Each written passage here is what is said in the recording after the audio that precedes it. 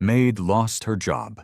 Helping an elderly woman 30 minutes later, her billionaire son arrived. Emma Carter stood at the iron gates of Thompson Manor, her breath catching at the sight before her. The morning sun cast a golden glow on the 3-story Victorian mansion, its red brick walls and white trim gleaming like something from a fairy tale. Ornate turrets reached toward the sky, and meticulously maintained gardens stretched as far as she could see. Taking a deep breath, she smoothed her simple black dress and walked up the curved driveway. The gravel crunched beneath her sensible shoes as she made her way to the impressive front door. Her hands trembled slightly as she rang the doorbell, its deep chime echoing inside. Mrs. Jensen, the head housekeeper, opened the door with a warm smile. "Good morning, Emma. Come in, dear." She led Emma through the grand foyer, their footsteps echoing off the marble floors. "I'll show you what needs to be done today." Crystal chandeliers sparkled overhead as they walked through the main floor. Emma's eyes widened at the collection of antiques and artwork that filled every room. "Be extra careful with the dusting," Mrs. Jensen instructed. "Some of these pieces are hundreds of years old." Emma nodded, taking mental notes as Mrs. Jensen explained her duties. She would start with the library, then move on to the sitting room where Mrs. Thompson spent most of her mornings.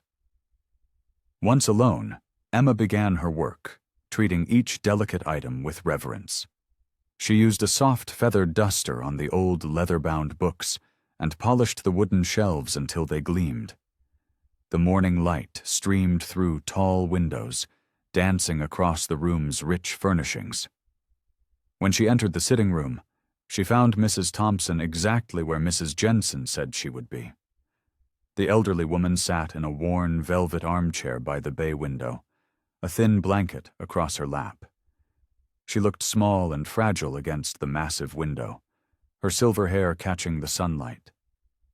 "Good morning, Mrs. Thompson," Emma said softly. "I'm Emma, your new maid." Mrs. Thompson turned slowly, her pale blue eyes lighting up at the sight of company. "Hello, dear. It's nice to have a young face around here." Her voice was weak but warm. As Emma worked, she noticed Mrs. Thompson watching her with interest. The older woman's hands fidgeted with her blanket, and Emma could sense her loneliness. Suddenly, Mrs. Thompson let out a small gasp. Her face went pale, and she pressed a hand to her chest. I don't feel well," she whispered. Emma rushed to her side just as Mrs. Thompson started to slump in her chair. "Mrs. Thompson!"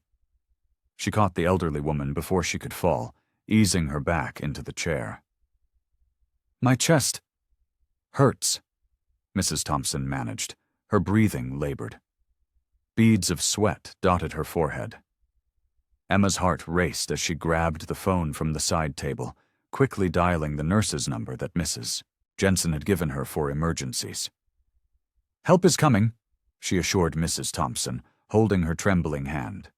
"Just try to take slow breaths." She stayed by Mrs. Thompson's side, speaking softly and keeping her calm while they waited. Time seemed to stop as Emma focused entirely on comforting the frightened woman. She barely noticed as minutes turned into an hour, completely forgetting about her afternoon shift at the Mountain View Hotel. "You're very kind," Mrs. Thompson whispered, her grip on Emma's hand remaining steady despite her weakness. "Most people, they just see an old woman. But you see me." Emma squeezed her hand gently, her own eyes filling with tears at the raw honesty in Mrs. Thompson's voice. Together they waited for help to arrive, two strangers connected by a moment of crisis and compassion. The nurse had just arrived to check on Mrs. Thompson when Emma's phone buzzed in her pocket. She stepped into the hallway to check it, her heart sinking as she saw 3 missed calls from the Mountain View Hotel.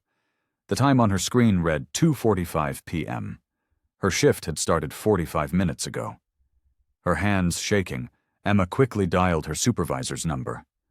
The phone rang 4 times before going to voicemail. "Marjorie, I'm so sorry," she stammered into the phone. "There was an emergency at my morning job. Mrs. Thompson needed—" The line beeped, cutting her off. Emma stared at her phone, her stomach churning. She had never missed a shift before, not in the 2 years she'd worked at the hotel. She gathered her things quickly, explaining the situation to Mrs. Jensen. "Go, dear," the head housekeeper said kindly. "I'll look after Mrs. Thompson. You take care of what you need to." The drive to Mountain View Hotel felt endless. Emma's fingers drummed nervously on the steering wheel as she rehearsed explanations in her head.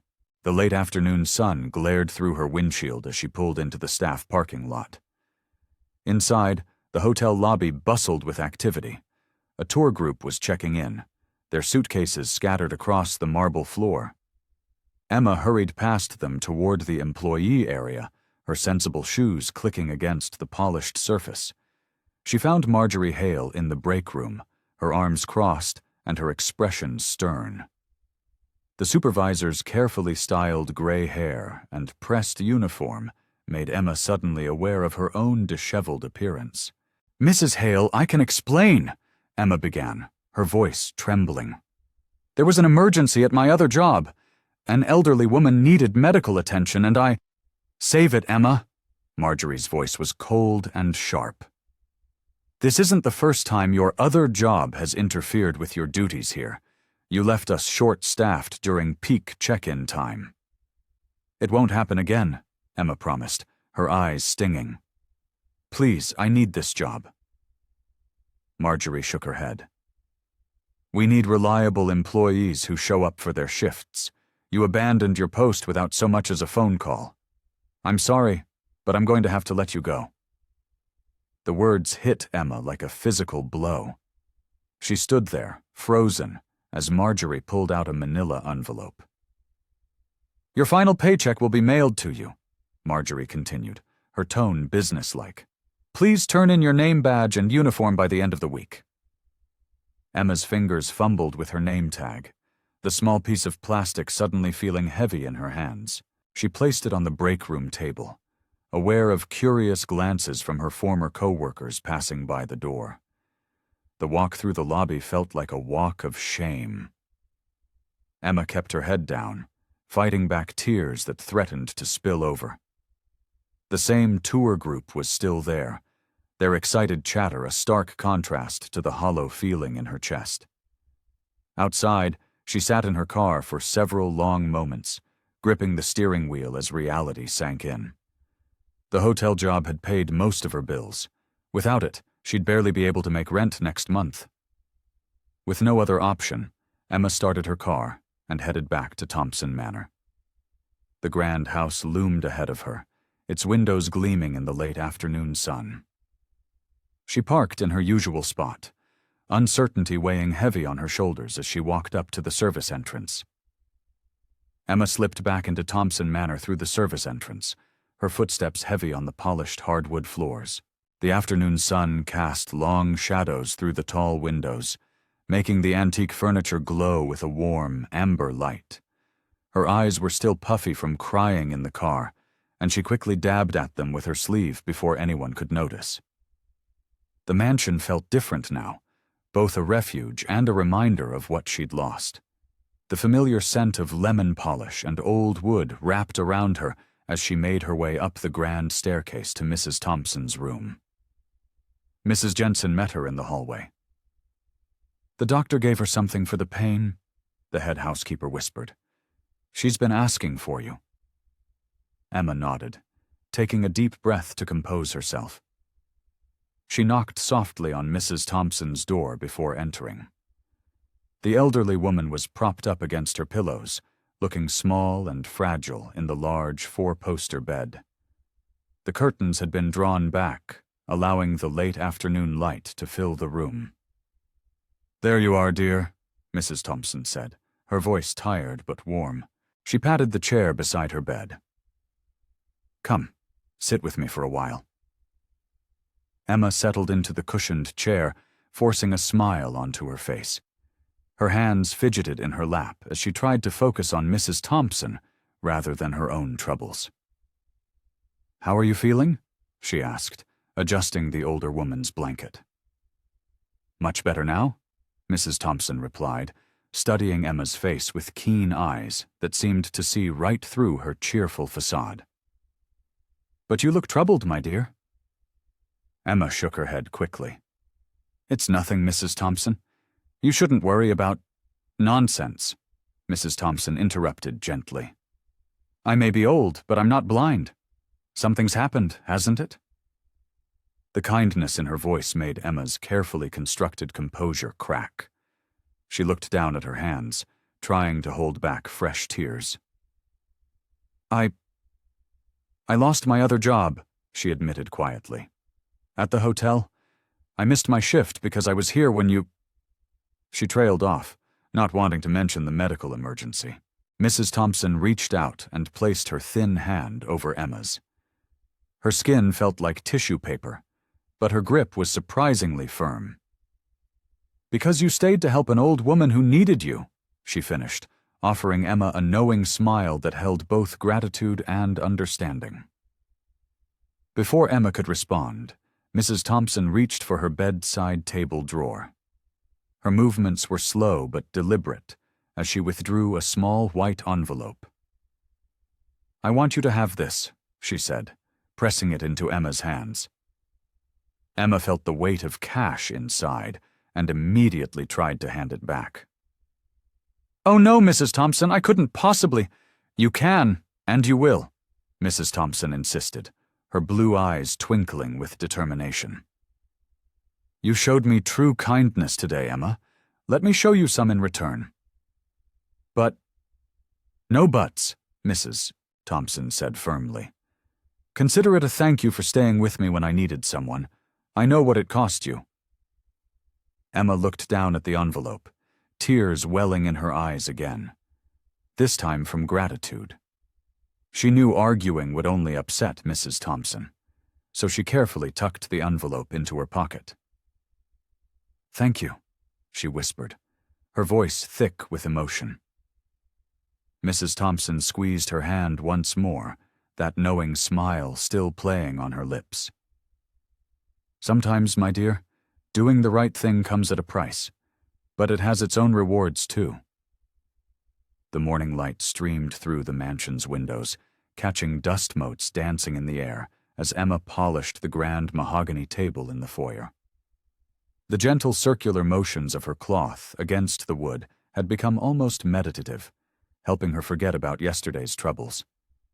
The crunch of tires on gravel broke her concentration. Through the tall front windows, she glimpsed a sleek black Mercedes pulling up to the mansion. Emma straightened, adjusting her simple uniform as the car door opened. A tall man in an impeccably tailored charcoal suit stepped out, his presence commanding attention even from a distance. His dark hair was perfectly styled, and his movements were precise and purposeful as he strode toward the front door. Emma's heart quickened. This had to be James Thompson, Mrs. Thompson's son. She'd heard plenty about him but had never met him in person. The heavy front door swung open before she could reach it. James Thompson's sharp gaze swept the foyer, barely registering her presence as he entered. His polished leather shoes clicked against the marble floor. "Good morning, Mr. Thompson," Emma said, trying to keep her voice steady. "Your mother is—" "Where is she?" he interrupted, checking his expensive watch. His voice was cool and businesslike, matching his appearance. "In the sunroom, sir. She's having her morning tea." Without acknowledgement, he turned toward the sunroom, his stride purposeful. Emma followed at a respectful distance, unsure if she should announce him first. The sunroom was bright and peaceful, filled with the scent of Mrs. Thompson's beloved orchids. The elderly woman sat in her favorite wicker chair, a delicate teacup in her hands. "Mother," James said, his tone softening slightly. "How are you feeling?" Mrs. Thompson's face lit up. "James, what a wonderful surprise!" She set down her teacup. "I see you've met Emma." "Emma!" He glanced back, as if just remembering she was there. "Yes, The young woman who stayed with me yesterday during my spell. She's been such a blessing." James turned to face Emma fully for the first time, his expression neutral. "Ah, yes, thank you for your assistance with my mother." His tone was polite but dismissive, clearly indicating the conversation was over. "James," Mrs. Thompson's voice took on a firm edge. "Emma lost her other job because she stayed with me. She put my needs before her own without hesitation." Something flickered across James's face. Surprise, perhaps, before his professional mask slipped back into place. He studied Emma with new interest, though his demeanor remained cool. "That was considerate of you," he said carefully. "Thank you for helping my mother. I'm sure the household can compensate you for your time." "Oh no, that's not necessary," Emma protested, feeling her cheeks warm. "I wanted to stay." "Nonsense, James," Mrs. Thompson interrupted. "Emma's not just another employee. She's shown more genuine care for me in these few weeks than most people have in years." The tension in the room thickened. James's jaw tightened almost imperceptibly as he glanced between his mother and Emma. "Well," he said finally, his tone carefully measured, "thank you again for your help." He gave Emma a small, stiff nod before turning back to his mother. "Now, Mother, we need to discuss your medical care." Emma recognized the dismissal in his voice. She quietly slipped out of the sunroom, feeling the weight of James Thompson's indifference following her out. As she closed the door behind her, she could hear Mrs. Thompson's voice, firm and insistent, though the words were muffled. Emma busied herself in the kitchen, washing the morning's dishes and trying not to think about the cold dismissal she'd received from James Thompson. The clink of china against china filled the quiet space as she worked, her movements mechanical and precise. "Emma, dear?" Mrs. Thompson's voice called from the sitting room. "Would you join me for a moment?" Drying her hands on her apron, Emma made her way to the elegant sitting room. Mrs. Thompson sat in her favorite armchair, looking tired but composed after James's visit. She gestured to the chair across from her. "Please, sit with me." Emma settled into the plush chair, smoothing her skirt nervously. "Is everything all right, Mrs. Thompson?" The elderly woman's eyes were distant, focused on something beyond the room's walls. "You met my son today," she said softly. "James, he wasn't always like this, you know." Emma remained quiet, sensing Mrs. Thompson needed to speak. "When he was young, he used to bring me wildflowers from the garden. Such a sweet boy." Mrs. Thompson's fingers traced the pattern on her armchair. "But somewhere along the way, success became everything to him. The business, the money, the reputation. It all took precedence over everything else." She paused, her expression troubled. "I suppose some of that is my fault. After his father died, I pushed him to be strong, to be successful. Perhaps I pushed too hard."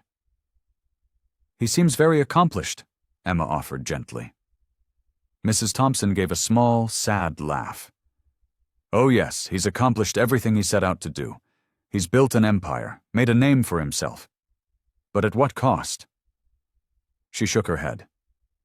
"He visits out of obligation now, checking on my health like it's another business appointment to tick off his calendar."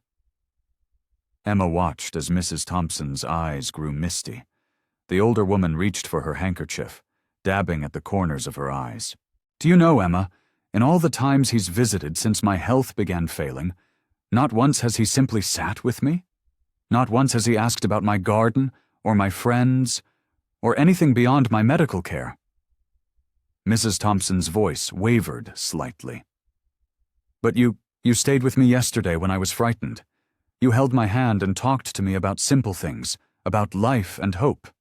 You showed me genuine kindness, even at great cost to yourself." Emma felt her throat tighten with emotion. "Mrs. Thompson, No, let me finish, dear." Mrs. Thompson leaned forward, her pale blue eyes intent on Emma's face. I want you to know how much that meant to me. In a world where even my own son has become so distant, your kindness shines like a beacon. She reached out and took Emma's hand in her own fragile one. I know you've lost your other job, and I'm so sorry for that. But I hope you'll stay here with me. Continue working here. I need someone like you, Emma. Someone who sees me as a person, not just a responsibility. Emma squeezed the older woman's hand gently, feeling the paper-thin skin beneath her fingers. Of course I'll stay, Mrs. Thompson. Of course I will. Mrs. Thompson's eyes welled with tears. I have no one else, you see. James, well, he means well, but he's forgotten how to connect with people, how to care. She patted Emma's hand. But you, my dear, you remember what truly matters in this life. Scene 1.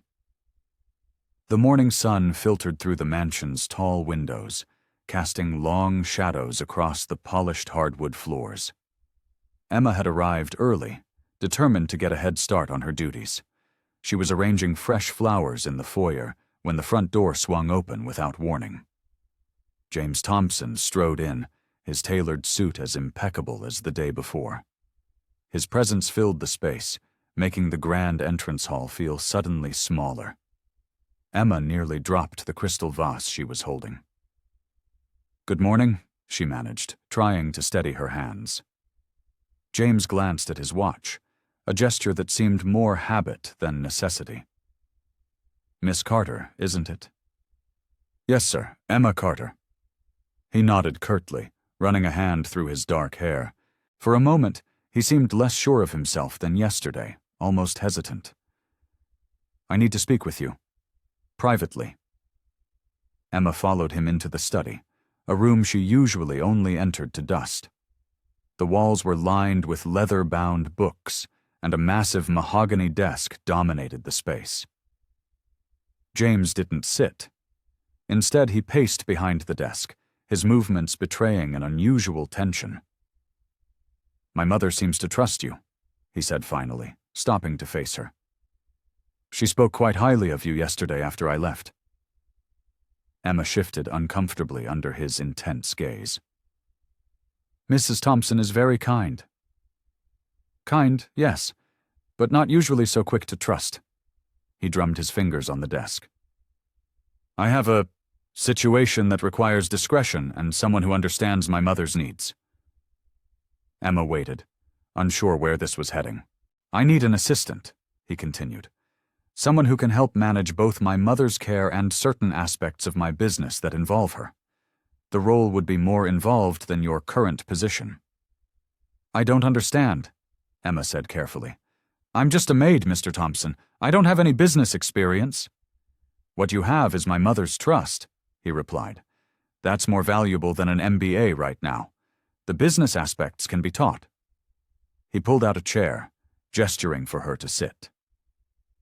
Emma sank into it, feeling increasingly out of her depth. The position would include a significant pay increase, of course, James continued. You'd help coordinate my mother's medical care, manage her schedule, and assist with some sensitive family business matters. There would be some travel involved. Emma's mind raced.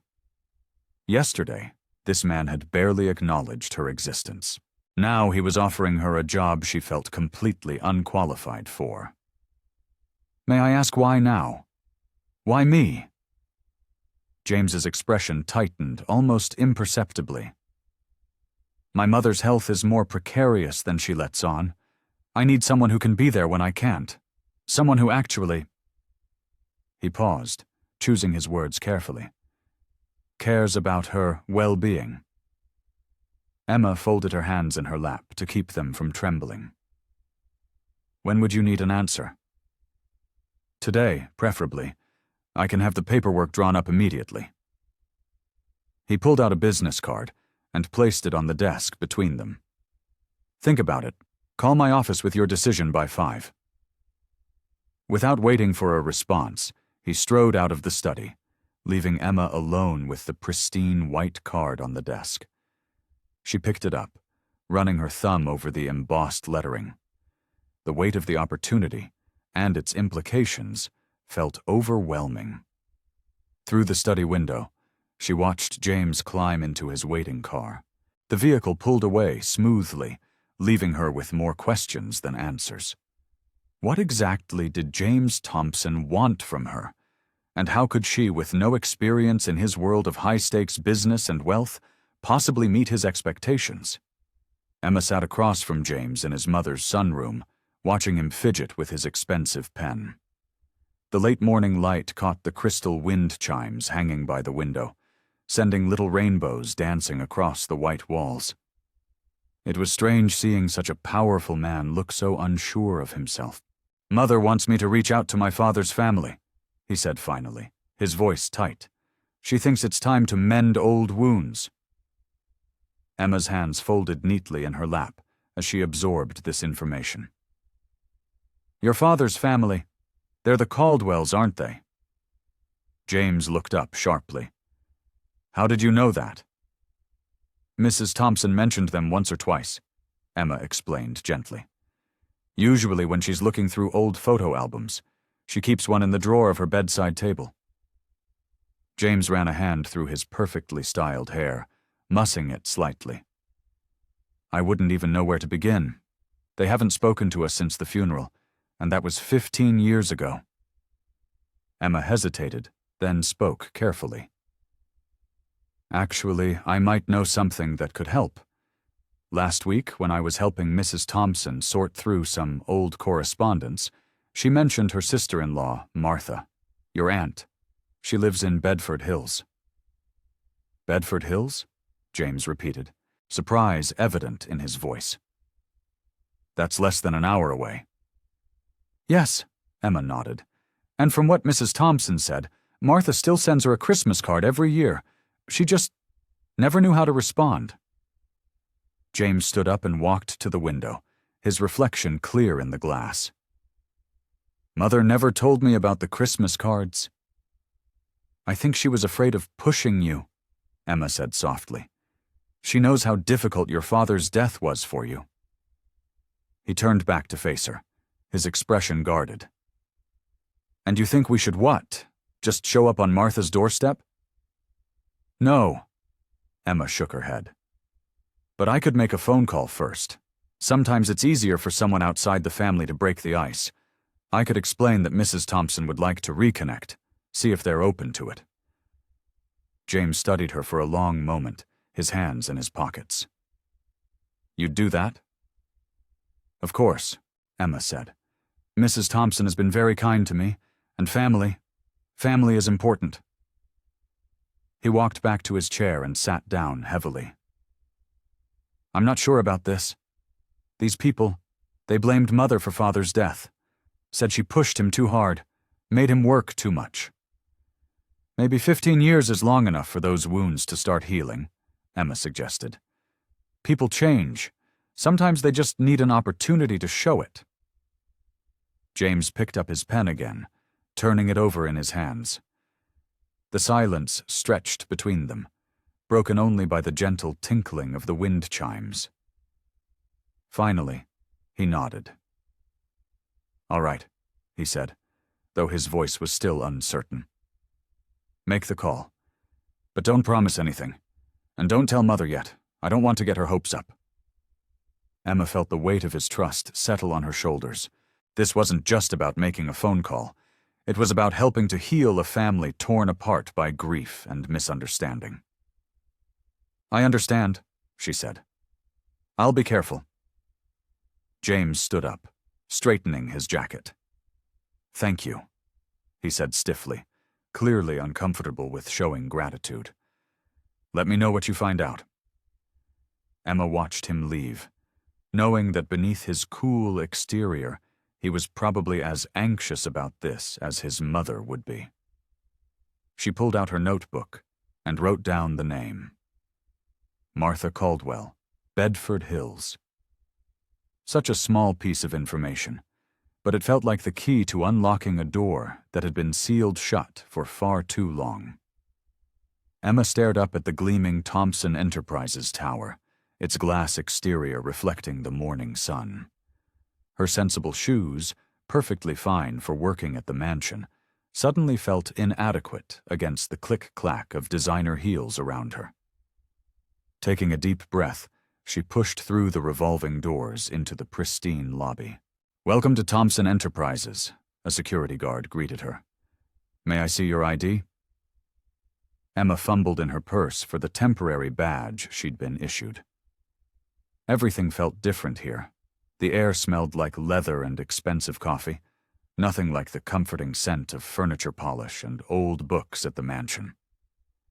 42nd floor, the guard directed, pointing to the express elevators.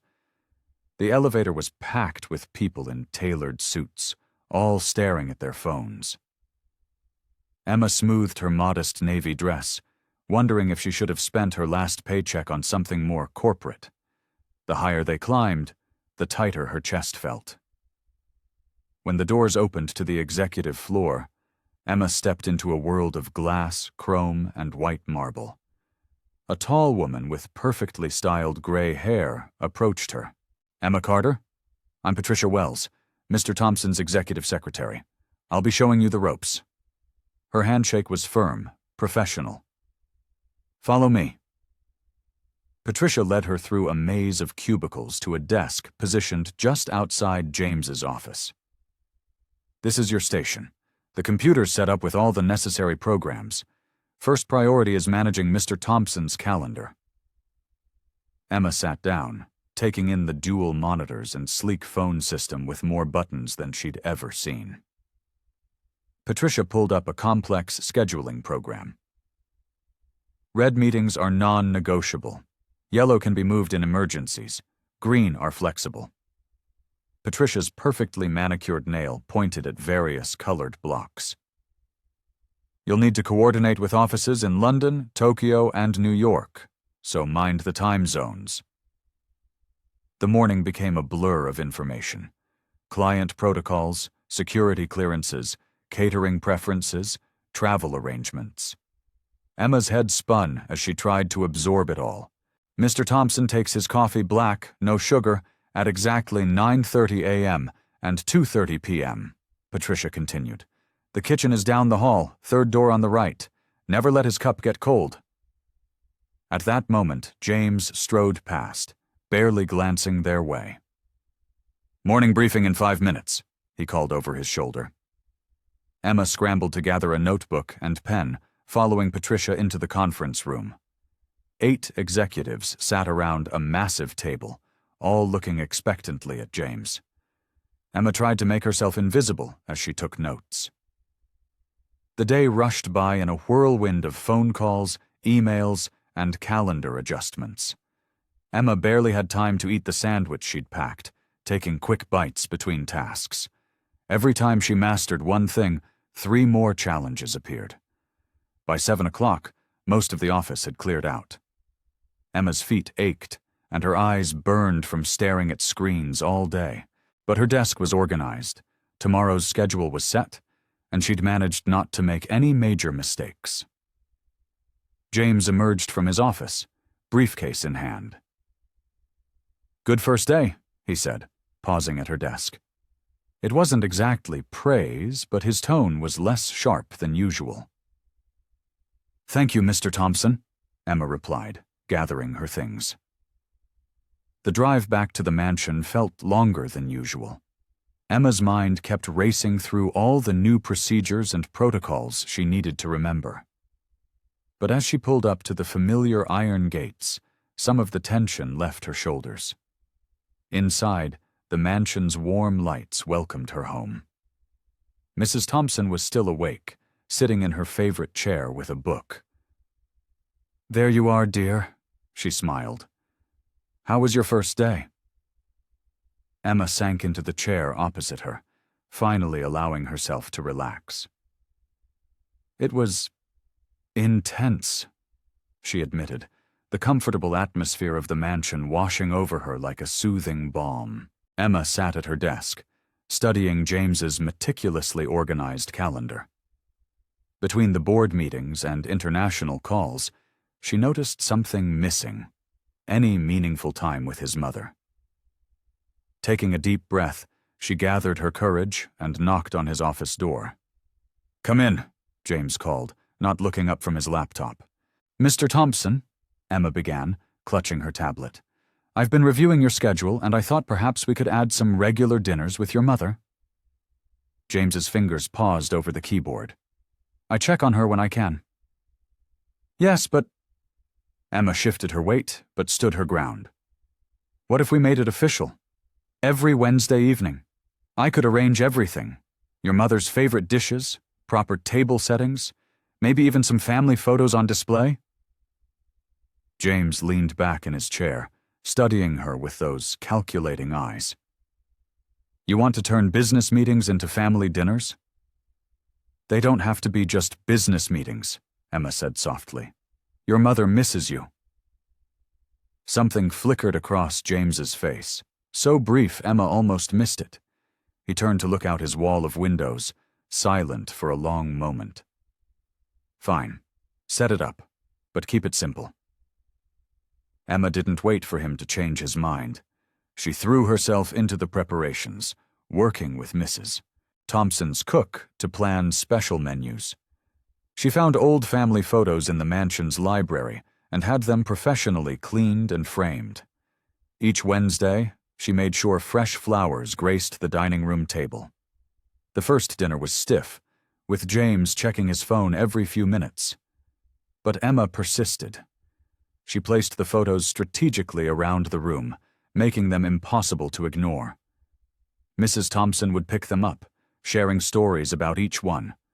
James's first day of school, family vacations, moments frozen in time. By the third week, James's phone stayed in his pocket a little longer. He actually looked at the photos his mother showed him, though his responses remained brief. On the fourth Wednesday, Emma outdid herself. She'd discovered Mrs. Thompson's old recipe box and worked with the cook to recreate James's childhood favorite, a special pot roast with root vegetables. The scent filled the mansion's halls. Emma hung back in the doorway, watching as Mrs. Thompson entered the dining room. The older woman stopped, her hand flying to her mouth as she took in the scene. The perfectly set table, the family photos, the familiar aroma of her old recipe. "Oh my," Mrs. Thompson whispered, her eyes filling with tears. "It smells just like it used to." James arrived moments later, pausing as the smell hit him. For once, his businesslike facade cracked slightly. "Is that—" "Your favorite," his mother finished, beaming.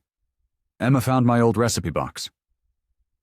They sat down to dinner, and for the first time, the conversation flowed naturally. Mrs. Thompson told stories about the recipe, about how young James would always ask for seconds. James actually smiled. A real smile, not his usual polite business version. Emma watched from her discreet position, her heart warming at the scene. Mrs. Thompson's face glowed with joy, years seeming to fall away as she shared memories with her son. Even James appeared more relaxed, his shoulders losing their usual tension. As Mrs. Thompson laughed at a shared memory, Emma saw the impact of her small changes. She hadn't just arranged dinners, she'd created a space where mother and son could find their way back to each other. The happiness on Mrs. Thompson's face said it all. Chapter 9. Small Acts of Kindness. Scene 2. Emma's fingers trembled as she held the yellowed envelope she'd discovered while organizing Mrs. Thompson's desk drawer. The paper felt delicate, like it might crumble at any moment. She hadn't meant to pry, but when she'd seen Mr. Thompson's familiar handwriting, something made her pause. Carefully, she unfolded the letter, her heart pounding. The ink had faded slightly, but the words were still clear. "My dearest family, by the time you read this, I may already be gone.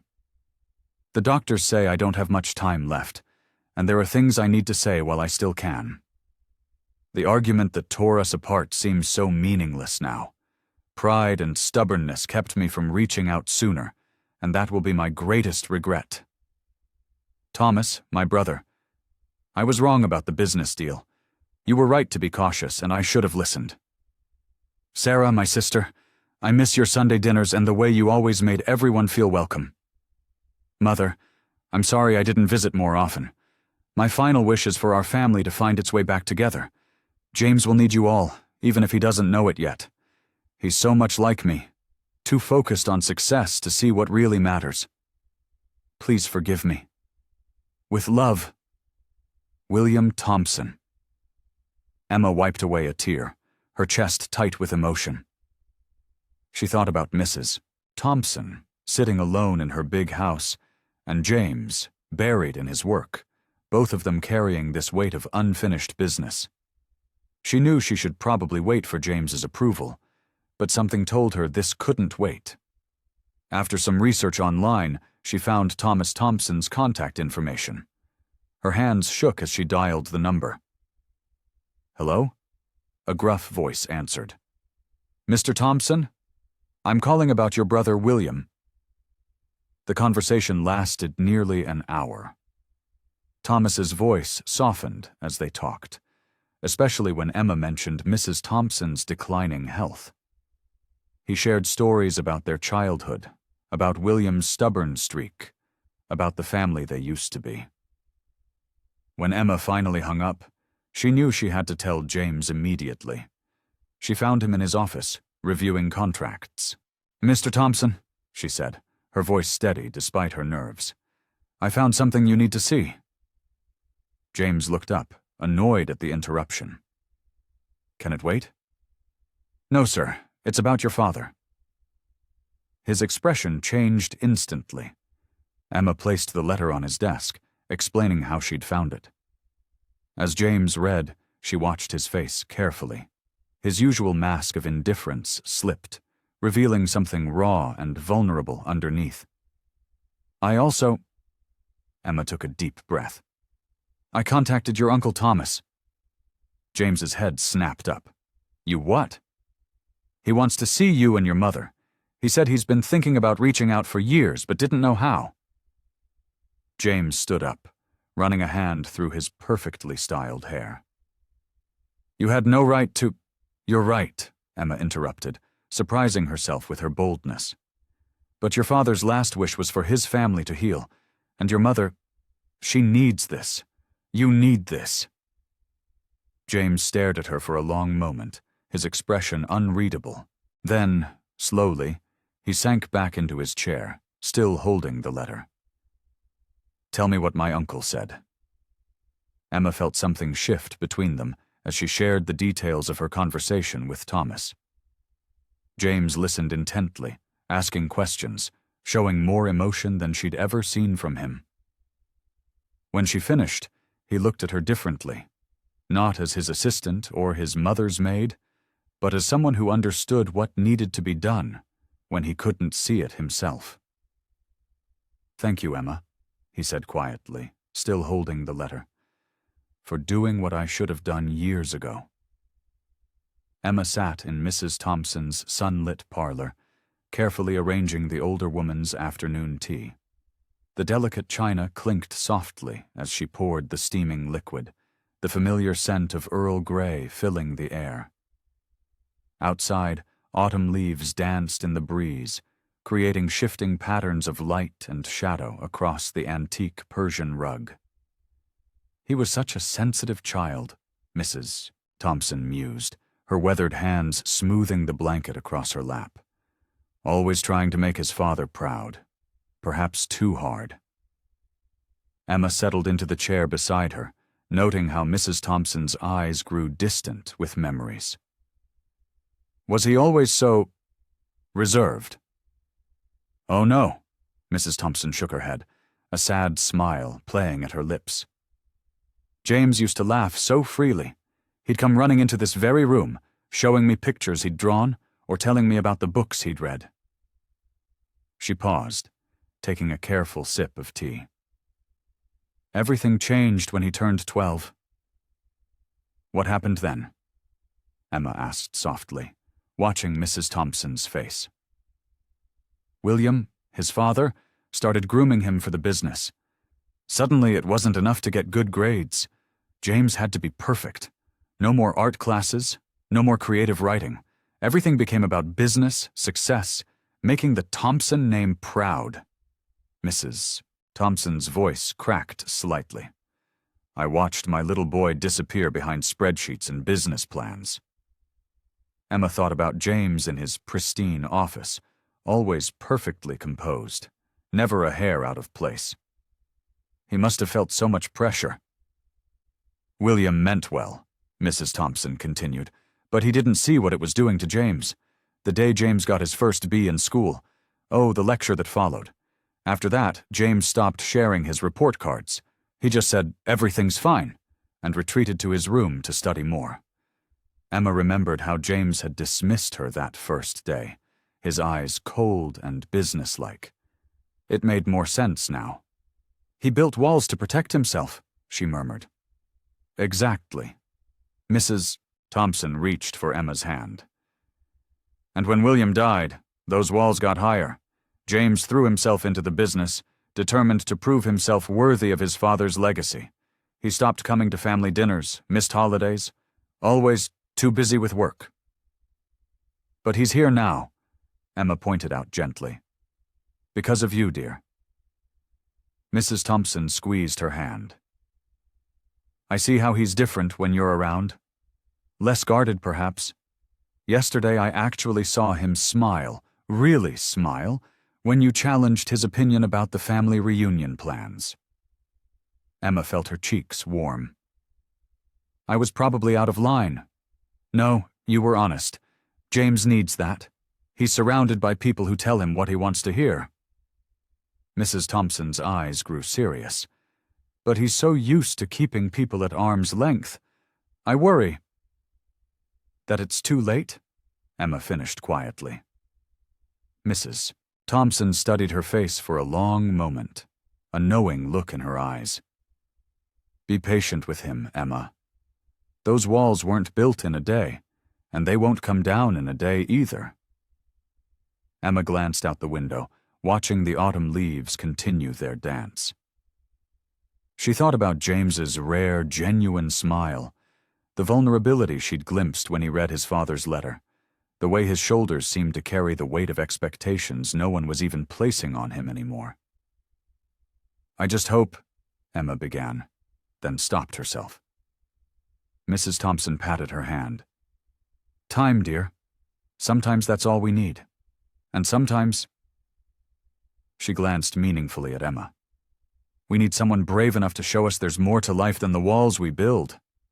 Emma's phone buzzed against her desk, interrupting her concentration as she reviewed James's schedule for the week. Her heart dropped when she saw the caller ID. Marjorie Hale. With trembling fingers, she answered the call. "Hello?" "Emma Carter." Marjorie's voice dripped with contempt. "Fancy hearing about you working for the Thompsons. Must be quite the upgrade from cleaning hotel rooms." Emma's throat went dry. "How did you—" "Oh, please. The Thompson name is everywhere in this city, and imagine my surprise when I saw you walking into their building wearing designer clothes." Marjorie's laugh was cold and sharp. "What would the press think about the Thompsons hiring someone who abandoned their post at a hotel? Someone so unreliable?" Emma's hand tightened around the phone. "What do you want, Marjorie?" "I want you gone. Quit your job with the Thompsons." Marjorie's voice hardened.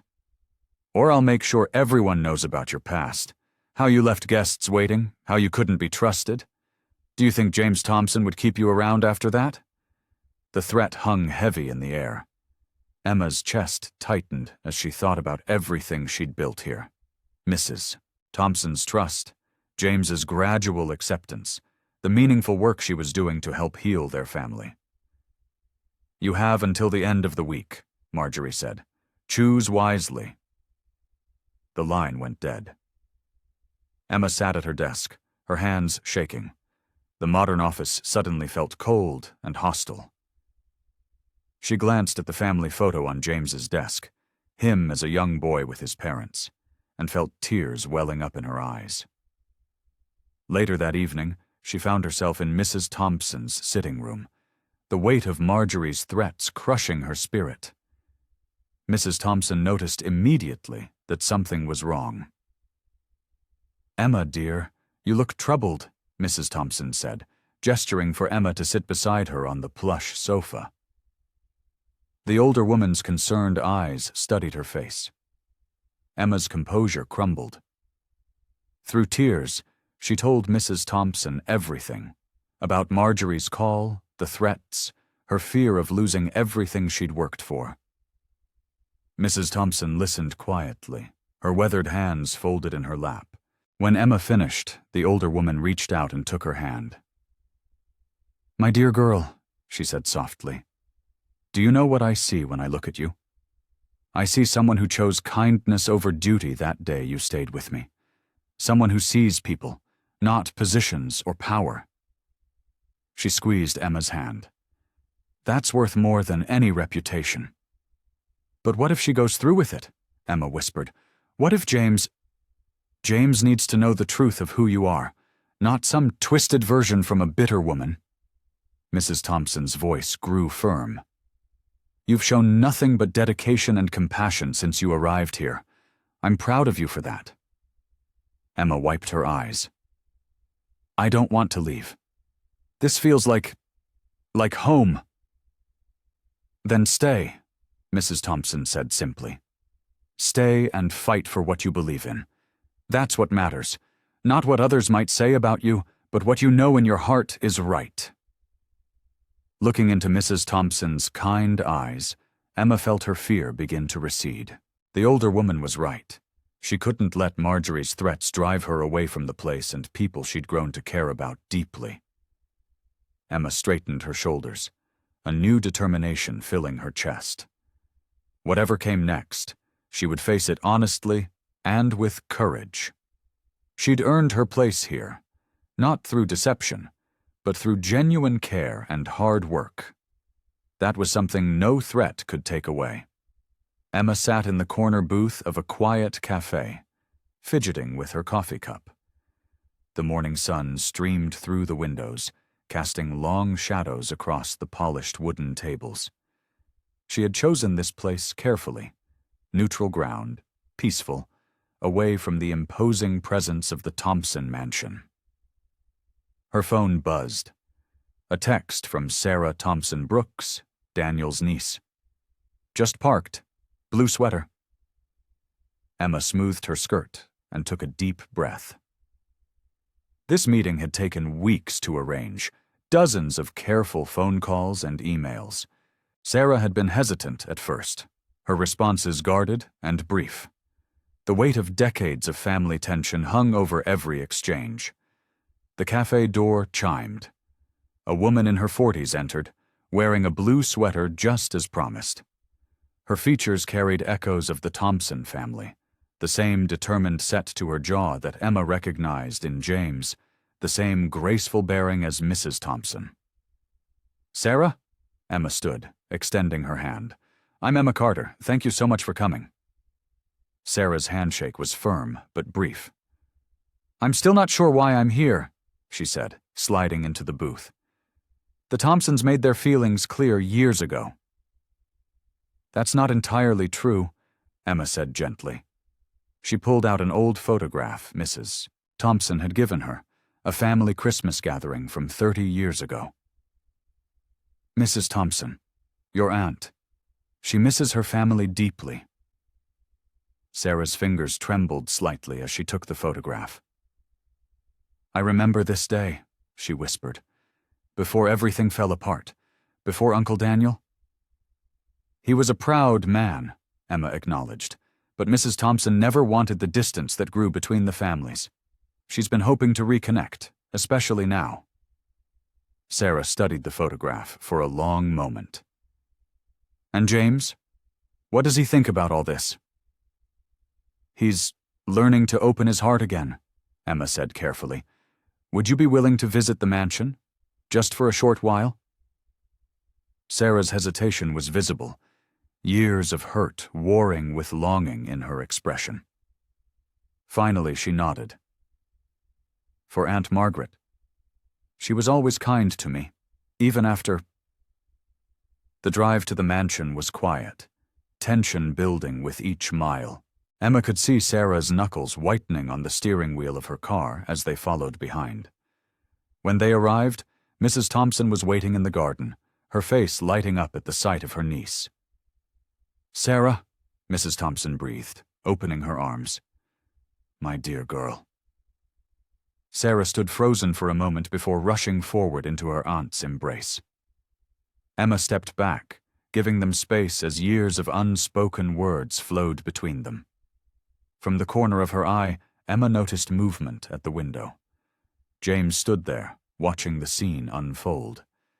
His usual mask of indifference had slipped, revealing something raw and vulnerable in his expression. Mrs. Thompson and Sarah moved to sit on the garden bench, their heads bent close together in conversation. Tears flowed freely between them as they shared memories of Daniel, of family gatherings long past, of regrets and hopes and forgiveness. James stepped out onto the garden path, his presence drawing Emma's attention.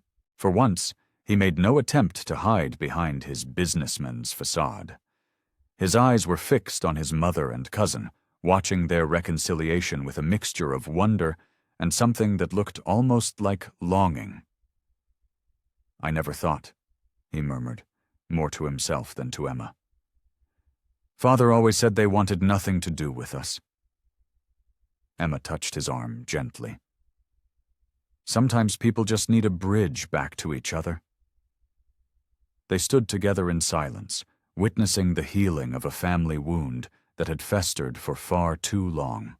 Mrs. Thompson's laughter mingled with Sarah's, carrying on the spring breeze, while James allowed himself, for the first time, to truly see the possibility of change. The morning sun filtered through the mansion's tall windows as James Thompson stood in the doorway of his mother's sitting room. Emma was helping Mrs. Thompson arrange fresh flowers in a crystal vase, their laughter floating through the air like music. "These yellow roses are perfect," Mrs. Thompson said, touching the delicate petals. "They remind me of the garden your father and I had when James was little." James cleared his throat, making his presence known. Emma turned, surprise flickering across her face at seeing him there during business hours. "I thought we might have lunch together," he said, his usual commanding tone softened. "All of us, if you'd like." Emma noticed the slight uncertainty in his voice, so different from his typical boardroom confidence. Mrs. Thompson's face lit up at the suggestion. "What a wonderful idea," she said. "Emma, dear, would you help me set up in the garden? The weather is lovely today." As Emma arranged cushions on the garden furniture, James approached her, hands in his pockets. "I've been thinking about what you said last week, about Mother needing more social interaction." Emma paused, remembering their conversation about organizing small gatherings for Mrs. Thompson's friends. "Yes," she encouraged gently. "Perhaps we could start with something small, a tea party with Sarah and a few others." His words came out hesitantly, as if unused to suggesting anything that wasn't business-related. Emma beamed. "That's perfect. Your mother would love that." They settled into lunch, and Emma watched as James actually listened to his mother's stories instead of checking his phone. He even smiled, a real smile, not his practiced business one, when Mrs. Thompson recounted a childhood memory of him trying to catch butterflies in the garden. "Remember how you insisted on wearing your father's tie that day?" Mrs. Thompson chuckled, then suddenly gripped the table edge, her face paling. "Mother?" James was on his feet instantly. "I'm just a bit dizzy," Mrs. Thompson said, but her voice was weak. She tried to stand and swayed dangerously. James caught her before she could fall, real fear showing in his eyes. "Mother!" The commanding businessman was gone, replaced by a worried son who looked almost lost. "I'll call Dr. Mitchell," Emma said quickly, already dialing. She helped James settle Mrs. Thompson back in her chair, noting how his hands trembled slightly. "The doctor's on his way," Emma assured them both. She pressed a cool cloth to Mrs. Thompson's forehead, maintaining a calm exterior despite her own worry. "I should have noticed she was tired," James muttered, pacing. "I've been so caught up in work, I didn't see—" "James," Emma interrupted gently. "Sit with her. Hold her hand. That's what she needs right now." For a moment he looked like he might argue, but then he sat down and took his mother's hand. Mrs. Thompson squeezed it weakly, giving him a small smile. "My boy," she whispered. "Don't look so worried." Emma watched as James's carefully constructed walls crumbled just a little more. He held his mother's hand as if it were the most precious thing in the world, his usual mask of control slipping to reveal the concerned son beneath. While they waited for the doctor, Emma quietly maintained order, bringing water, adjusting cushions, and most importantly, staying close by. She understood that sometimes the strongest support was simply being present, a steady anchor in uncertain waters. After Dr. Mitchell's visit and assurance that Mrs. Thompson just needed rest, the atmosphere in the mansion shifted. Emma noticed James lingering longer after work, his laptop often untouched beside him as he sat with his mother in the garden. One evening, as the setting sun painted the sky in soft oranges and pinks, Emma brought tea to the garden where James and Mrs. Thompson were sitting with James's newly discovered cousin, Sarah. "And then Daniel, your father, climbed right up that tree to get my kite," Sarah was saying, her eyes twinkling with the memory. "Aunt Catherine was furious when he tore his new suit." "Was this so—" Thompson laughed, a sound that had become more frequent lately. "Oh, that sounds just like him. He never could resist helping someone in need, no matter the cost to himself or his clothes." James sat quietly, absorbing every word. Emma noticed how he leaned forward slightly, hungry for these stories of the father he'd never really known. His usual rigid posture had softened, and his tie hung loose around his neck. "Would anyone like more tea?" Emma asked softly, not wanting to interrupt the moment. "Oh, yes, please, dear," Mrs. Thompson said. "And James, tell Sarah about the charity gala you're planning. The one for children's education?" James cleared his throat. "Actually, Mother, I've been thinking of changing the focus." He glanced at Emma as she poured the tea. "I'd like to direct the funds toward family reunification programs, helping people reconnect with estranged relatives." Emma's hand trembled slightly as she set down the teapot, touched by the meaning behind his words. "That's wonderful, James," Sarah said warmly. "Uncle Daniel would have loved that." Later, as Sarah prepared to leave, James helped his mother inside while Emma gathered the tea things. When he returned to the garden, his steps were slower, more deliberate than his usual purposeful stride. "Emma," he said, stopping beside her. "I've been doing a lot of thinking." She set down the teacup she was holding, giving him her full attention. "These past few weeks?" He paused, searching for words, something Emma had never seen him do before. "Watching Mother with Sarah, seeing how happy she is, understanding what I've missed all these years focusing only on business." He ran a hand through his hair, mussing its usual perfect style. "You've helped create this," he continued, "not just by finding Sarah, but by showing me what really matters. Mother needs more than just financial security. She needs connection, family, love." His voice grew softer. "And perhaps I do too." Emma stood quietly, letting him find his way through these new emotional waters. "I'd like you to stay on permanently," he said. "Not just as my assistant, but as someone who can help maintain these connections we're building. Someone who understands both the business side and the human side." He met her eyes directly. "Someone who knows how to bridge those gaps." The sincerity in his voice touched Emma deeply. This wasn't just a job offer. It was an acknowledgement of everything she'd brought to their lives. Your salary would reflect the expanded role, of course, he added, slipping momentarily back into his business tone before catching himself with a small, self-aware smile.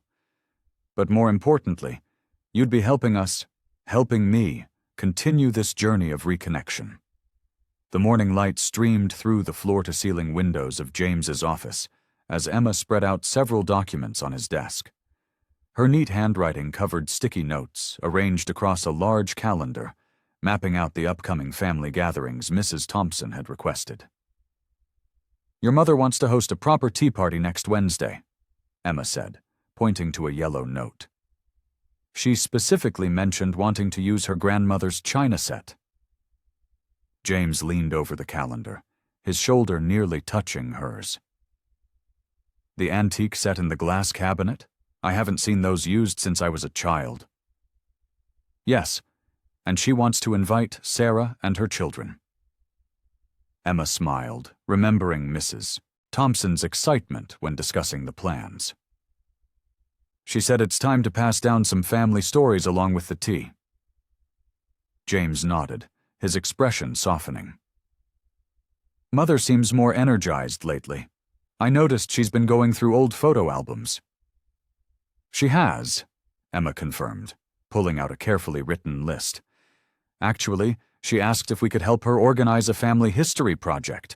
She wants to document everything, stories, photos, letters, for future generations." James picked up the list, studying it thoughtfully. His usual sharp business expression had given way to something gentler. "This is thorough. You've already started categorizing the materials?" "I hope you don't mind," Emma said. "Your mother was so excited about the idea. We spent yesterday afternoon sorting through some old boxes in the attic."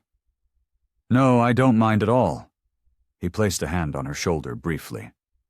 "Thank you, Emma, for understanding what Mother needs better than I ever did."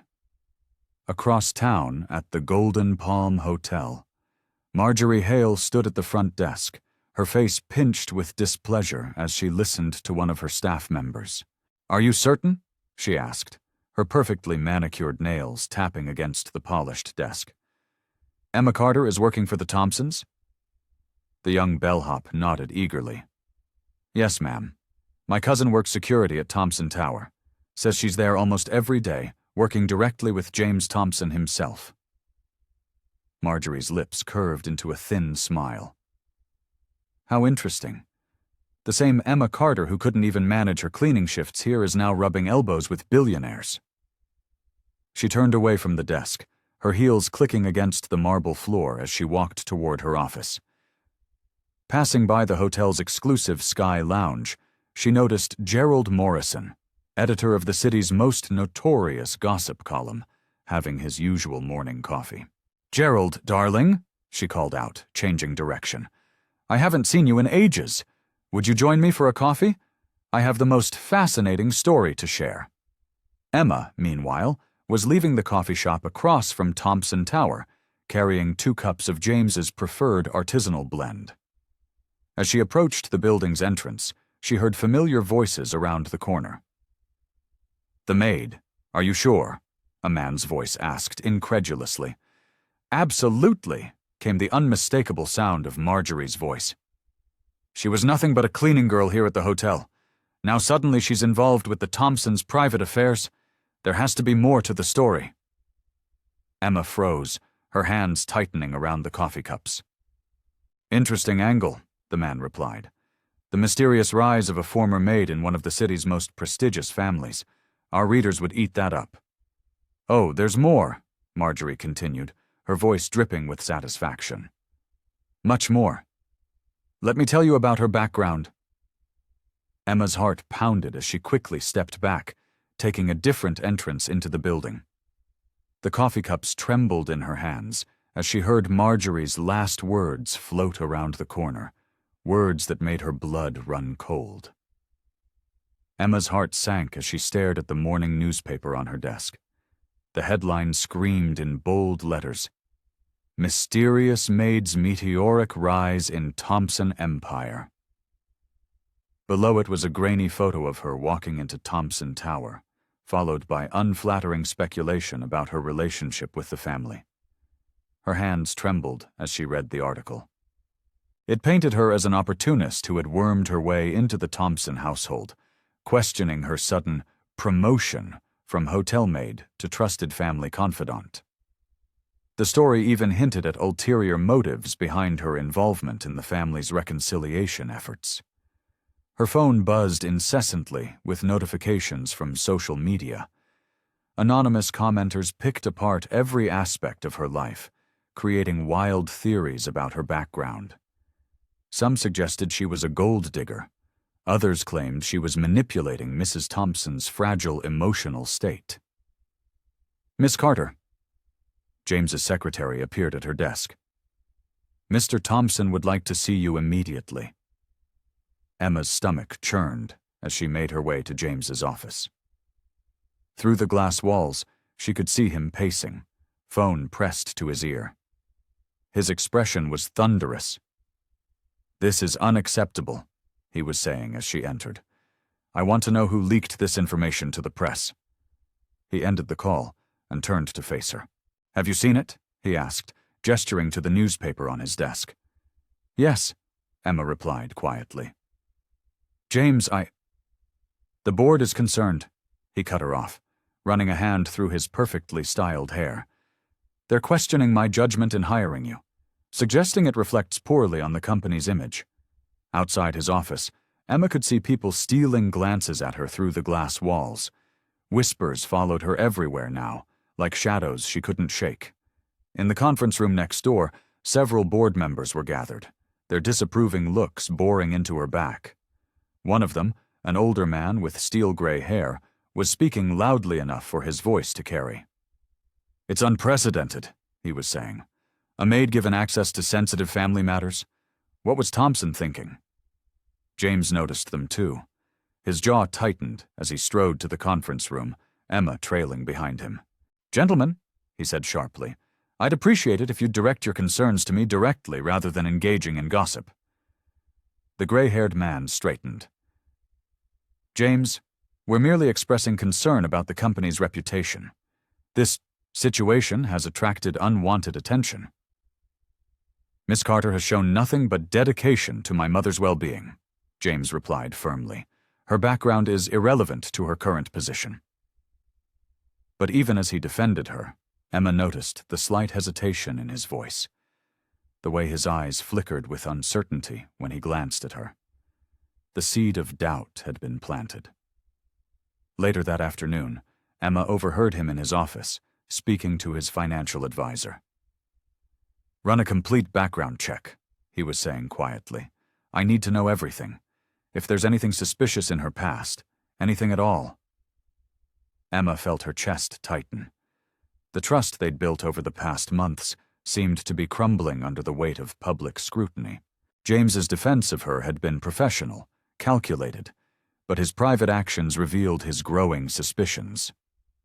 She watched through the glass as he ended his call and stared out the window, his shoulders tense. The man who had finally started to let his guard down was retreating behind his walls again, and this time she wasn't sure how to reach him. The hospital corridor felt endless as Emma rushed toward Mrs. Thompson's room. The emergency call had come during a board meeting, sending James sprinting out mid-presentation. Now the steady beep of medical equipment filled the sterile air. Mrs. Thompson lay pale against the white sheets, her usually bright eyes dulled by fatigue. Various tubes and wires connected her to monitoring equipment, making her seem smaller and more fragile than ever. James stood by the window, his suit jacket discarded over a chair, tie loosened and sleeves rolled up. A rare display of dishevelment for the usually impeccable businessman. "The doctors say it's her heart," he said, without turning around, his voice rough. "They're running more tests." Emma approached Mrs. Thompson's bedside, taking her frail hand. "We're here, Mrs. Thompson. You're not alone." The older woman managed a weak smile. "Such a fuss over an old lady," she whispered. James's phone buzzed constantly. He'd glance at it, grimace, and shove it back in his pocket, only to repeat the process minutes later. Dark circles had formed under his eyes, and his usual confident posture had given way to tense shoulders and nervous pacing. "James," Emma said softly, "when was the last time you ate something?" He waved off her concern. "I'm fine. The Singapore deal needs attention, and the board is expecting—" "James," his mother's quiet voice cut through his words. "Listen to Emma." For a moment he looked lost, like a little boy rather than a powerful CEO. Emma guided him to the hospital cafeteria, watching as he picked at a sandwich without really eating it. "I don't know how to do this," he finally admitted, staring at his untouched food. "Business problems, I can solve. Financial crisis, I can handle. But this," he gestured vaguely. "The doctors talk about quality of life and comfort care, and I just—" Emma reached across the table and squeezed his hand. To her surprise, he didn't pull away. "Your mother doesn't need a CEO right now," she said gently. "She needs her son." James looked down at their joined hands. "I've spent so long being what everyone expected. The successful son, the brilliant businessman. I don't know how to be anything else." "You're already more than that," Emma assured him. "The way you defended me to the board, the effort you've made with your father's family, that's not business, that's personal growth." He met her eyes, vulnerability clear in his expression. "Thank you," he said quietly, "for being here, for helping Mother reconnect with the past while I was too focused on the future. I couldn't have done any of this without you." The moment stretched between them, full of unspoken understanding. Then James's phone buzzed again, breaking the spell. But this time, instead of checking it, he turned it off completely. "The business can wait," he said, standing up. "Mother needs me more right now." Emma watched him walk back toward his mother's room, his steps more purposeful now. For the first time since she'd known him, James Thompson was choosing family over business, heart over profit. Despite the circumstances, it felt like a breakthrough. As they settled back into Mrs. Thompson's room, Emma noticed James pull his chair closer to his mother's bed, finally ready to be present in the moment, regardless of what the future might hold. The call came at 3 a.m. Emma woke to her phone's harsh ring, her heart dropping as she saw the hospital's number. By the time she arrived, Mrs. Thompson was already gone. The hospital room, once filled with the steady beep of monitors, now stood silent and empty. James sat in a chair by the vacant bed, his head in his hands. He didn't look up when Emma entered, but his shoulders tensed, acknowledging her presence. The morning light hadn't yet broken through the windows, casting the room in shadows that matched the heaviness in the air. She went peacefully, the nurse had told them. In her sleep. Within hours, the hospital corridor filled with newly reunited family members. Their grief, fresh and raw, quickly turned to anger as discussions of the estate began. Daniel Thompson's niece, Sarah, stood with her arms crossed, her voice rising above the others. "Aunt Catherine always promised that photograph would stay in the family," she insisted, pointing at Mrs. Thompson's favorite picture of her late husband. "It belongs with us, with Dad's side." "Everything in that house belongs to James," another relative countered. "He's the sole heir." "The will hasn't even been read yet," someone else interrupted. James remained silent through it all, his face a mask of controlled pain. Emma watched as he gripped the armrests of his chair, knuckles white with tension. The arguing continued to escalate, decades of family history bubbling to the surface. "Mother wanted—" James started, but his voice cracked. He cleared his throat and tried again. "Mother wanted the family united, not fighting over possessions." But his words were lost in the chaos. Sarah's husband had joined the fray, bringing up old grievances about Daniel Thompson's business decisions. The hospital staff began casting worried glances their way. Emma stepped forward, placing herself between the arguing relatives. "Mrs. Thompson wouldn't want this," she said firmly. "Not today. Not when she's barely—" She couldn't finish the sentence, her own grief catching in her throat. The family fell quiet, shame crossing their faces. One by one they filed out of the room, murmuring about funeral arrangements and proper times to discuss these matters. Emma watched them go, remembering Mrs. Thompson's hope for reconciliation. It seemed so fragile now. James stood abruptly. "I need to get to the office," he said, his voice hollow. "There are arrangements to be made. James, the death certificate, the funeral home, the estate lawyer." He listed them mechanically, like items on a business agenda. "The press will need to be notified. The board will expect—" "James." Emma touched his arm gently. He flinched but didn't pull away. Without another word, they walked to his car together. The drive to his office was silent, the city still sleeping around them. In the elevator, James kept pressing his thumb against his wedding ring, a nervous habit Emma had never noticed before. His office looked exactly as they'd left it yesterday, papers neatly stacked, computer screens still showing the Singapore deal proposals. James sat heavily in his chair, staring at nothing. Emma didn't speak. She simply moved around the office, dimming the harsh overhead lights, making coffee neither of them would drink. She sat in one of the visitor chairs, offering her presence as an anchor in the storm of his grief. Minutes ticked by. Outside, the sun began to rise over the city skyline, painting the office in soft golden light. James remained motionless, lost in his own thoughts, while Emma kept her quiet vigil. The morning after Mrs. Thompson's passing, Emma found James exactly where she'd left him, in his office, surrounded by stacks of paperwork. His suit jacket was wrinkled, his tie loose around his neck. Dark circles shadowed his eyes, evidence of a sleepless night.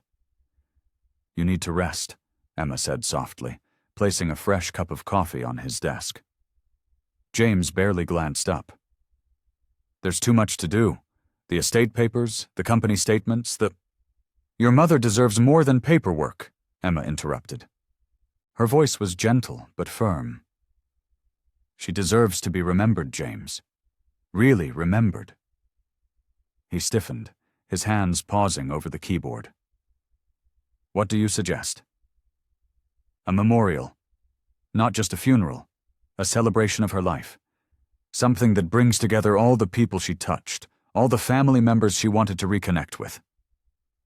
James scoffed, but Emma could see the slight tremor in his hands. "They're already fighting over her possessions. You saw them at the hospital. Then give them something else to focus on. Share stories about her. Show them pictures. Let them see her through your eyes." Emma moved closer, resting her hand on the edge of his desk. "Your mother spent her final months trying to rebuild these bridges. Don't let that effort die with her."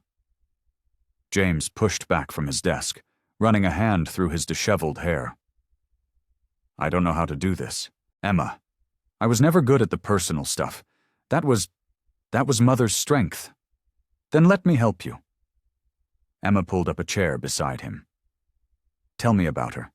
Not Mrs. Thompson, the society woman. Tell me about your mother." For a long moment, James was silent. Then, slowly, he began to speak. "She used to sing in the garden, early in the morning when she thought no one could hear her. But I would sit by my window and listen." As James shared more memories, Emma took notes. Together they began planning a memorial that would honor not just Mrs. Thompson's social status, but her heart, her love of music, her passion for gardening, her quiet acts of kindness that few people knew about.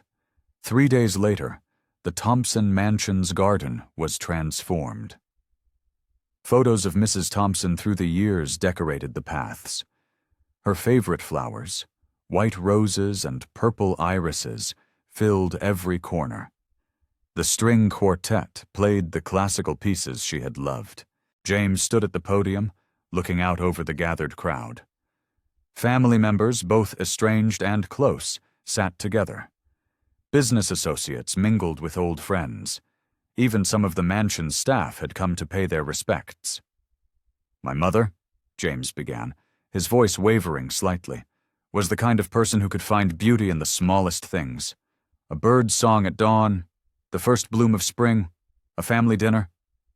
He paused, swallowing hard. I didn't always appreciate that about her. I was too focused on building empires to notice the kingdom she had created right here at home.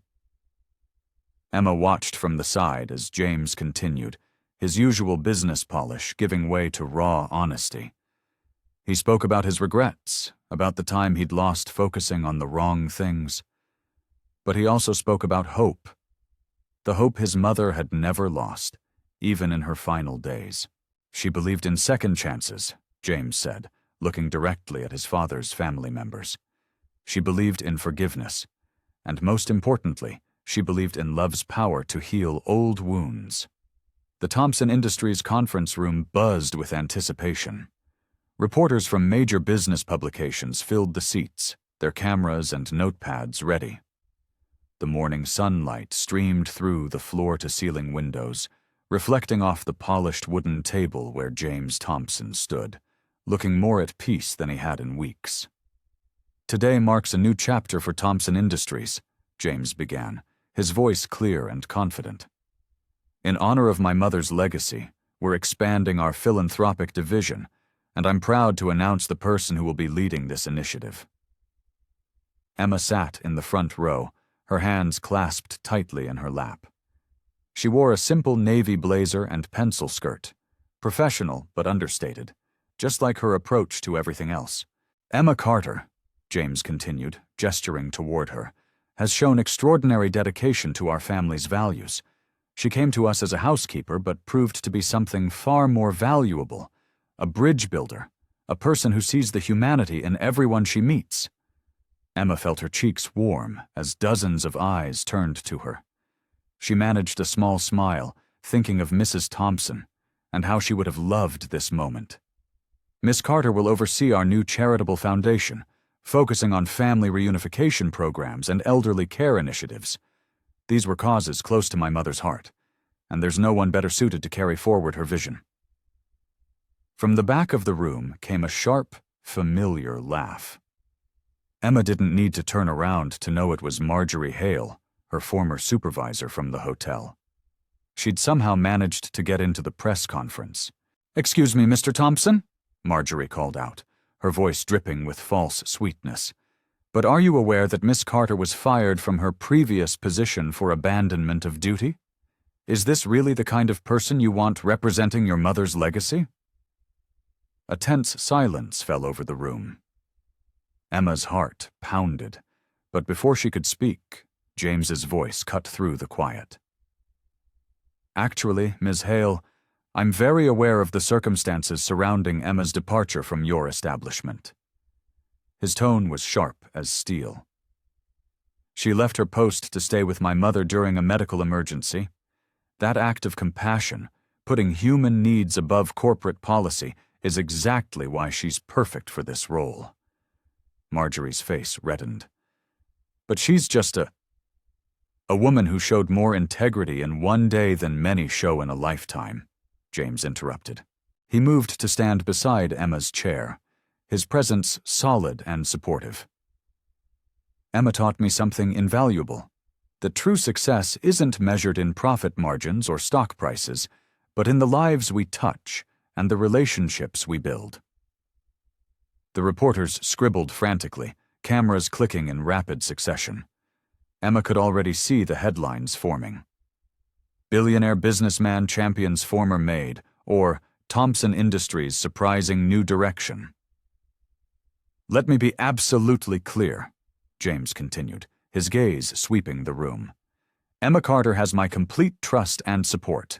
Anyone who questions her position here is questioning my judgment and my mother's wishes, and I don't recommend doing either." The statement hung in the air like a challenge. Marjorie, her face now crimson, gathered her belongings and hurried out of the room. The other reporters raised their hands, eager for more details about the Foundation's plans, but Emma barely heard their questions. She was too busy watching James, seeing how naturally he'd stepped into this role, not just as a businessman defending a decision, but as someone standing up for what he believed in. Mrs. Thompson would have been proud. The morning sun cast long shadows through James Thompson's office as he stood before his executive board. Gone was the cold, sterile atmosphere that had defined Thompson Industries for decades.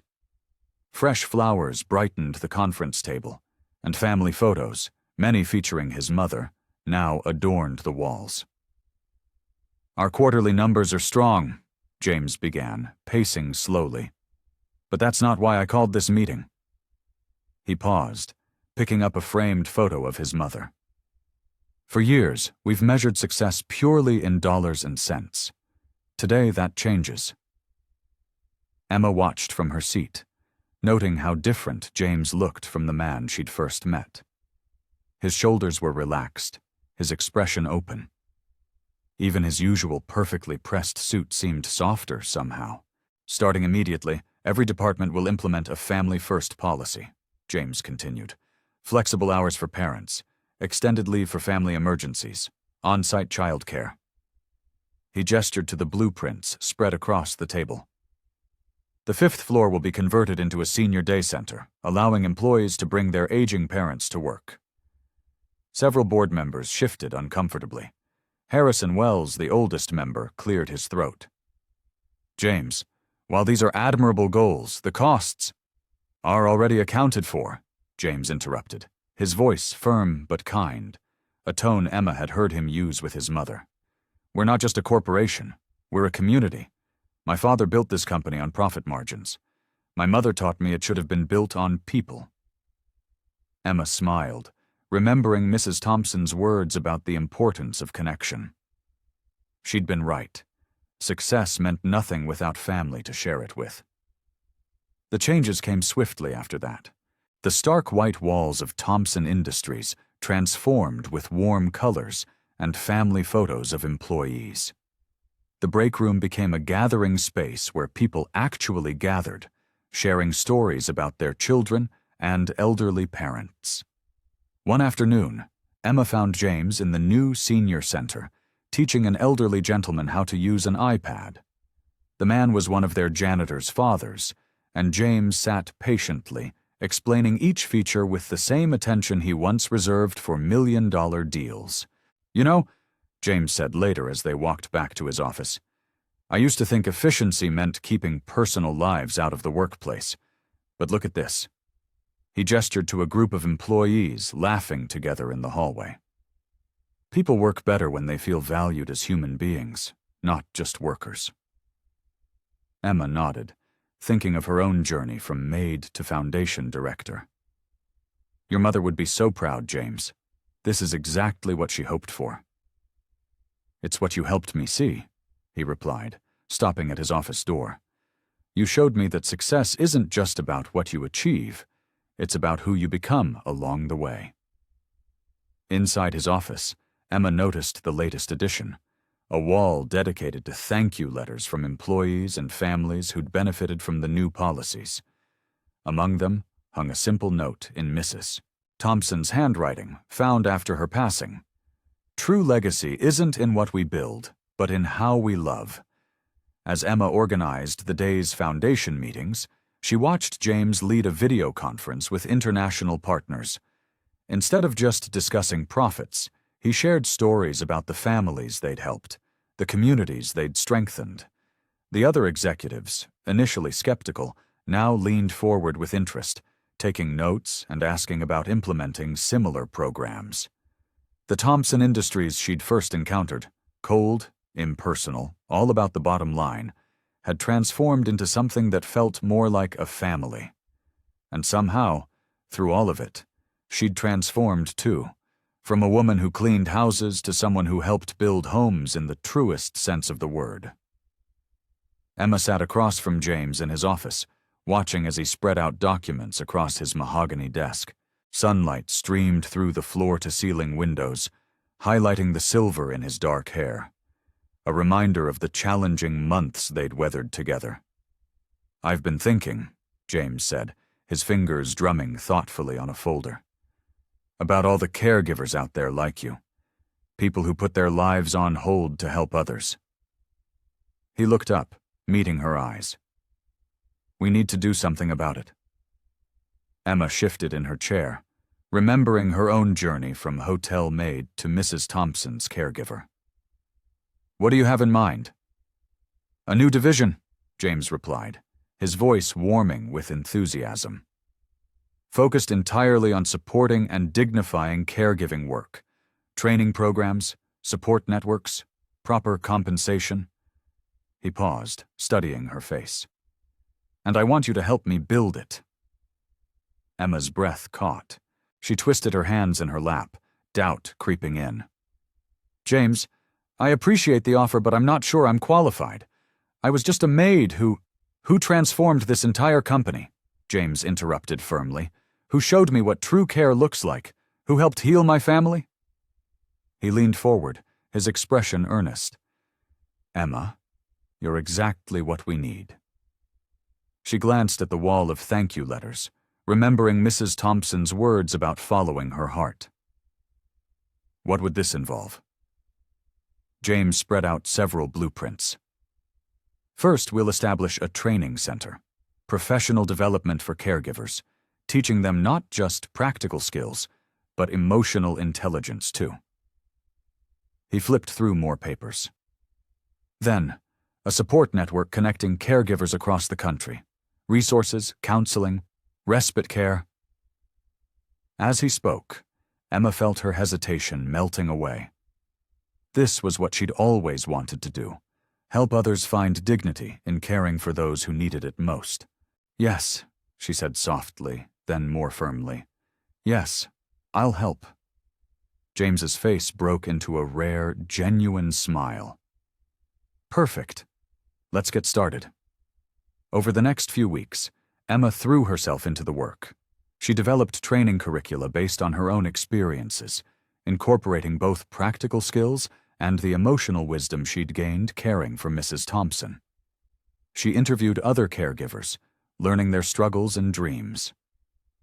In board meetings, Emma's voice grew stronger.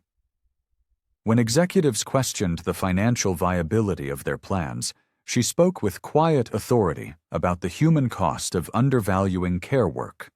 Her arguments, rooted in real experience, carried weight that spreadsheets couldn't match.